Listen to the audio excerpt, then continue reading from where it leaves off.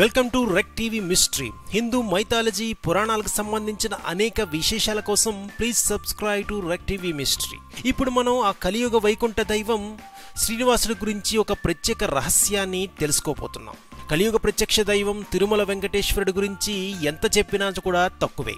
ఇక ముక్కోటి దేవతలతో పూజలందుకునే దేవదేవుడు కొలువైన సప్తగిరుల గురించి తెలుసుకోవాల్సింది కూడా ఎంతో ఉంటుంది.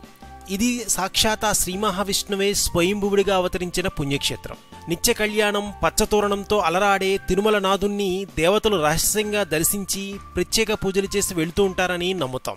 ఇదే విషయం గురించి తిరుమల ఆలయ ప్రధాన అర్చకులు రమణ దీక్షితులు కీలక వ్యాఖ్యలు చేశారు. తిరుమలపై ఒక టీవీ ఛానల్ రూపొందించిన ప్రత్యేక కార్యక్రమంలో భక్తులకు ఊహకందని విశేషాల్ని ఆయన వెల్లడించారు. తిరుమల గిరులపై శ్వేతదీపం ఉందని, ఇక్కడ యోగులు సిద్ధులతో పాటు ధవళ వస్త్రధారులైన దేవతలు నివసిస్తారని అన్నారు. శ్వేతదీపం నుంచి స్వామివారి ఆలయంలోకి ఒక రహస్య మార్గం ఉందని, దాని గుండా దేవతలు వచ్చి వెళుతూ ఉంటారని పురాణాల్లో ఉందని అన్నారు. ఇక పవలింపు సేవ తర్వాత సుప్రభాత సేవకు ముందు స్వామివారిని సేవించడానికి అసంఖ్యాకంగా దేవతలు వస్తూ ఉంటారట. సుప్రభాతం ముగిసిన పిమ్మట గర్భాలయంలోకి అర్చకులు ప్రవేశించే వేళ వారి భుజాలను తాగుతూ దేవతలు బయటికి వెళ్ళిపోతారని తెలిపారు. ఇక అష్టాదశ పురాణాల సారమైన వెంకటాచల మహత్యంలో ఈ వివరాలన్నీ ఉన్నాయని పేర్కొన్నారు. శ్వేతదీపానికి చేరుకోవడానికి ప్రపంచవ్యాప్తంగా కొన్ని పవిత్ర స్థలాల్లో రహస్య మార్గాలు ఉన్నాయి.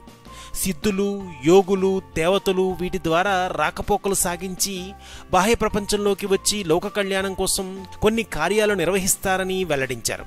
ఇక ఉత్తర ఈశాన్య ప్రాంతంలోని దట్టమైన అడవుల్లో ఉండే ఒక గుహ ముఖద్వారమే శ్వేతదీపానికి శేషాచలం కొండల నుంచి రహస్య మార్గమని సూచనగా పేర్కొంటారని రమణ దీక్షితులు అన్నారు.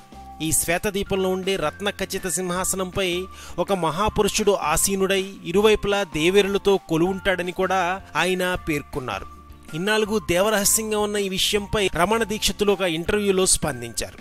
మరి ఆ దేవదేవుని మహత్యానికి ఇది ఒక నిదర్శనంగా చెప్పుకోవచ్చు. మరిన్ని ఆసక్తికర విశేషాల కోసం ప్లీజ్ సబ్స్క్రైబ్ టు రెక్ టీవీ మిస్టరీ.